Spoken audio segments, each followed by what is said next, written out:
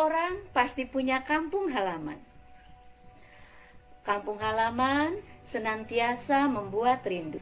Pulang kampung atau mudik merupakan tradisi terutama di Indonesia. Sekarang, akibat pandemi global coronavirus COVID-19, pulang kampung menjadi sebuah persoalan. Banyak yang tidak mudik. Mungkin pertama, mereka patuh terhadap seruan pemerintah bahwa tidak ada mudik.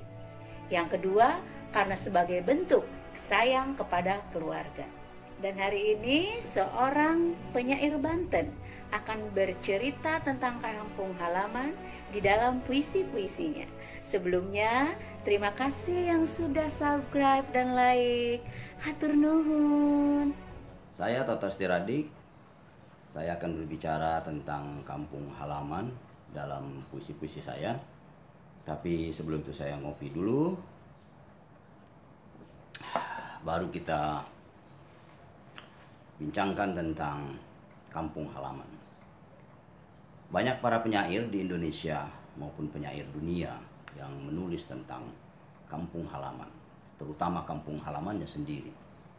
Di beberapa buku puisi saya menulis puisi-puisi yang berbicara tentang kenyataan kampung halaman pada saat itu, pada saat puisi itu ditulis.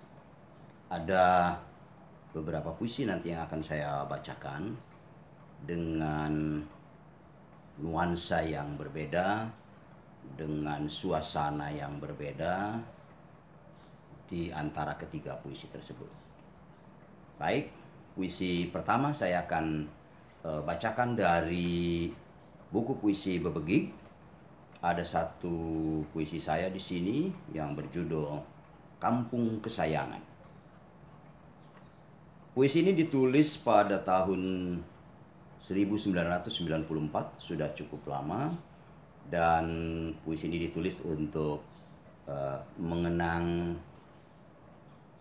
kakak kandung saya, almarhum, dan saya mencoba berbicara dengan dia melalui puisi ini. Kampung Kesayangan kepada Didi Suhardi di sorga. Apa kabar, Didi?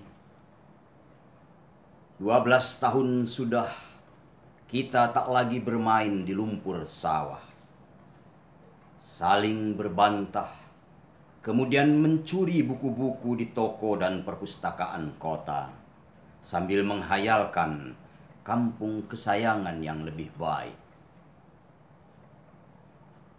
Berdiri di tepi makam, hari pun mendung, bunga kemboja menua. Didi, aku ingin engkau percaya bahwa setiap kali memandang sawah, membaca buku, bermimpi tentang kampung kesayangan yang malang, dan menuliskannya dalam puisi, selalu kurasakan kehadiranmu. Dekat sekali. Berdiri di tepi makam, gerimis pun jatuh, bunga kemboja berduka. Sebagai penyair, aku adalah orang usiran, Didi.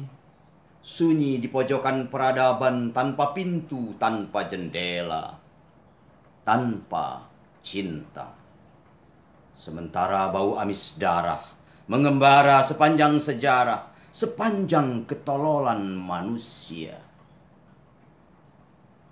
Berdiri di tepi makam, hujan pun deras, bunga kamboja berguguran.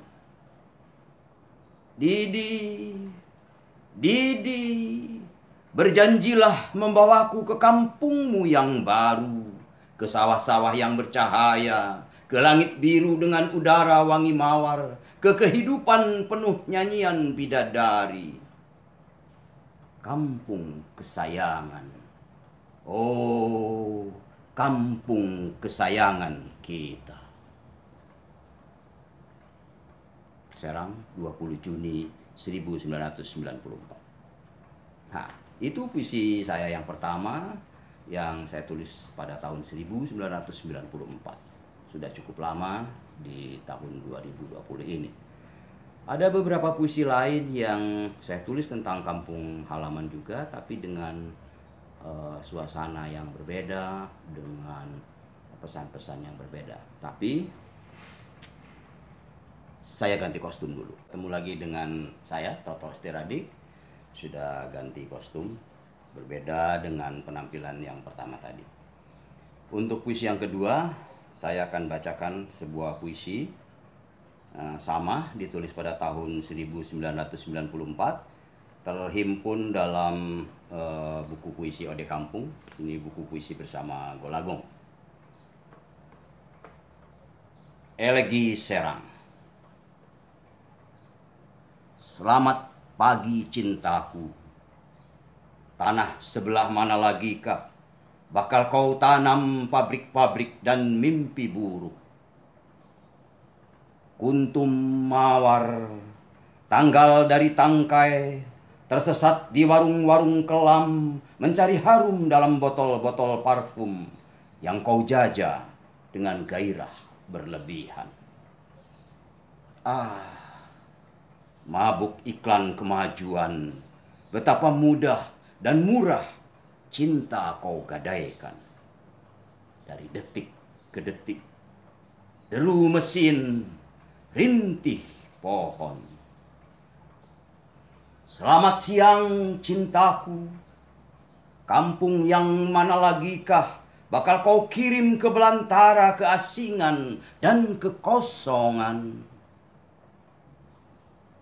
Matahari kini serupa jarum-jarum menusuki ubun-ubun, rumputan kehilangan embun, dan lalat-lalat kotor berkerumun memperkosa mawar yang menjeritkan nyeri. Sedang angin hanya lintas. Hanya lintas. Lihatlah, langitmu hangus terbakar, dan di dasar Ciujung batu-batu telah mati. Oh, selamat malam cintaku. Lampu-lampu menyala sepanjang jalan raya. Tetapi mengapa kau tikam bulan, mengekalkan semak belukar dan bunga-bunga dalam gulita peradaban? Astaga. Rumahku pun kini kau kubur, dan sawah sepetak bagi anak-anakku kelak kau sihir menjadi diskotik mainan duniawi.